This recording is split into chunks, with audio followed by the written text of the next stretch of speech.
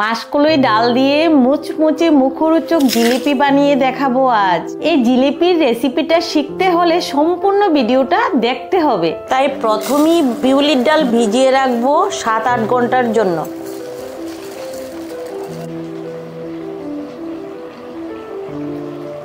সাত ঘন্টা ভিজিয়ে নেওয়ার পর এখন ফুলে এতটুক হয়ে গেছে, আর অতটাই ফুলেছে যে চাপ দিলে ভেঙে যাচ্ছে। এখন ভালোভাবে পেস্ট করে নিতে হবে, তাই আমি ছোট বাটিটা নিয়েছি। ছোট বাটিটাতে মিক্সটা ভালো হয়।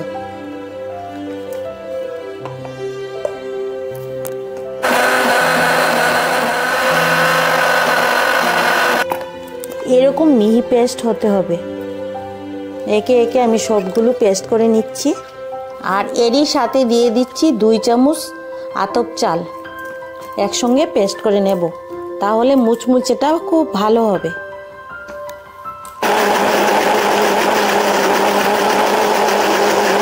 মাসকলাইয়ের ব্যাটারটা ভালোভাবে এইভাবে ফেটিয়ে নিতে হবে।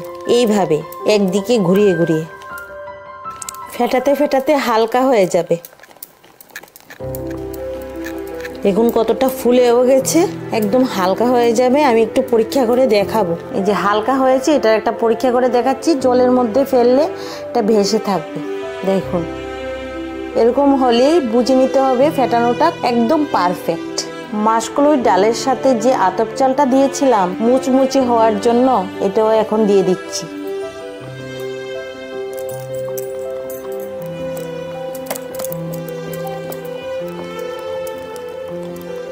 আর এরই সাথে আপনারা ইচ্ছে হলে দিতে পারেন, না দিলেও চলবে। এখানে 2 চামচ ময়দাও দিয়ে দিলাম। সবগুলো একসাথে মিশিয়ে নিচ্ছি। বাইন্ডিং এর কাজটা করবে এই ময়দাটা। আর এই ব্যাটারটার মধ্যে আমি একটা ইনো পাউডার দিয়ে দিচ্ছি।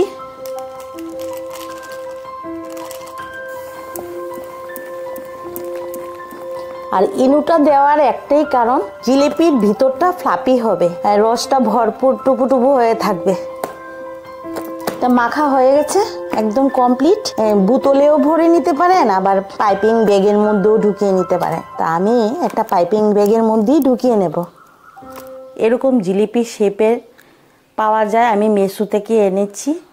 এটার মধ্যে ঢুকিয়ে নেব এখন।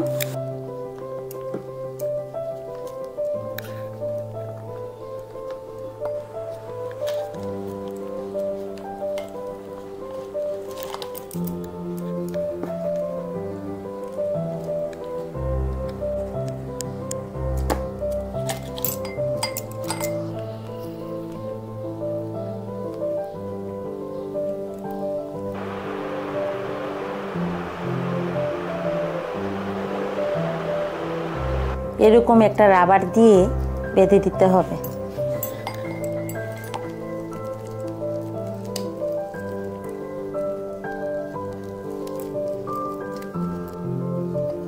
ব্যাস,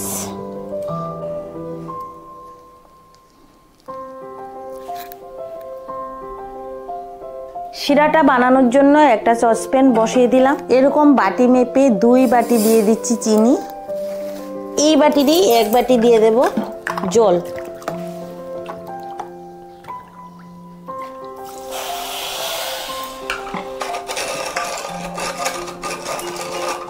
ফ্লেভারের জন্য দিয়ে দিচ্ছি এলাচ গুঁড়ো।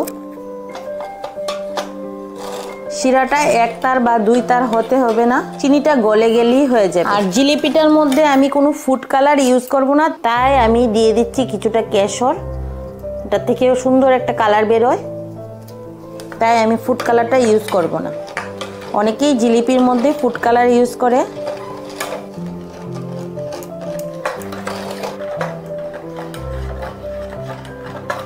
মিষ্টির ব্যালেন্সটা ঠিক রাখার জন্য দিয়ে দিচ্ছি 1 চিমটি নুন।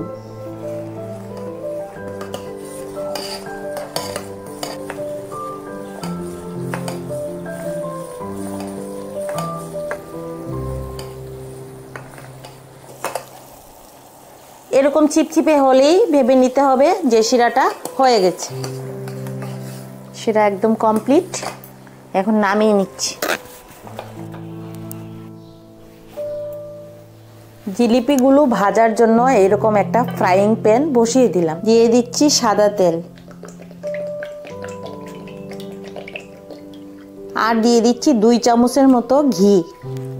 দেখি তেলটা গরম হয়েছে কিনা। হয়ে গেছে।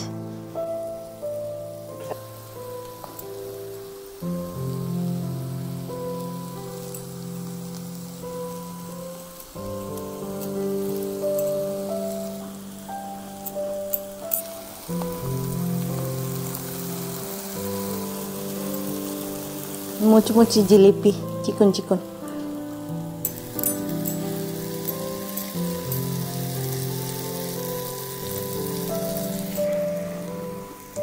এখন উঠিয়ে শিরাতে দিয়ে দিচ্ছি। এখন তো চিকন চিকন করে বানিয়েছি, এখন একটু নোজেল লাগিয়েছি, একটু মোটা ছিদ্রেরটা।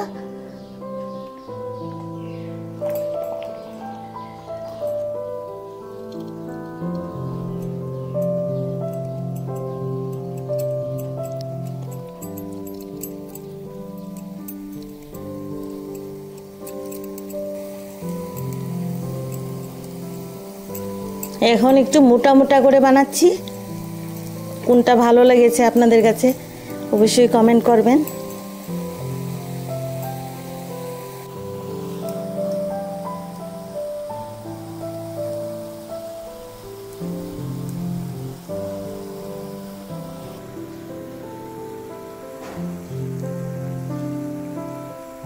এখন শিরাতে দিয়ে দিচ্ছি।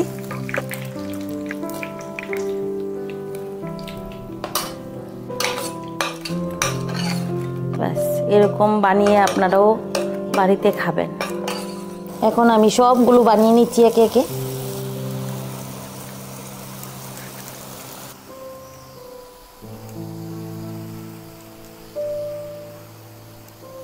এখন এই শিরার থেকে উঠিয়ে নিচ্ছি এগুলো।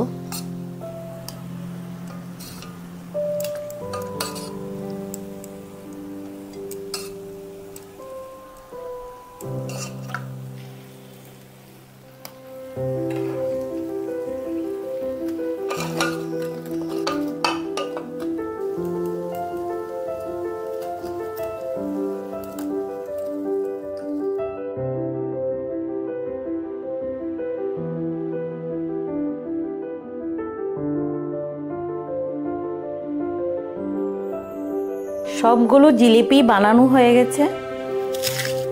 দেখুন কতটা মুচমুচে হয়েছে এবং কতটা রসালো হয়েছে।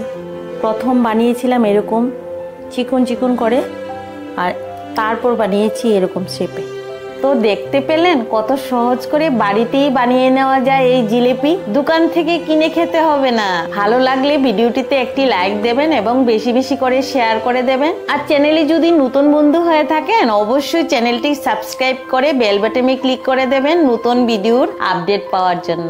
আর ভিডিওটা যদি ফেসবুক থেকে দেখে থাকেন অবশ্যই পেজটাকে ফলো করে দেবেন। আবারও দেখা হবে নতুন কোনো রেসিপির সাথে। ততক্ষণ আপনারা ভালো থাকবেন, সুস্থ থাকবেন।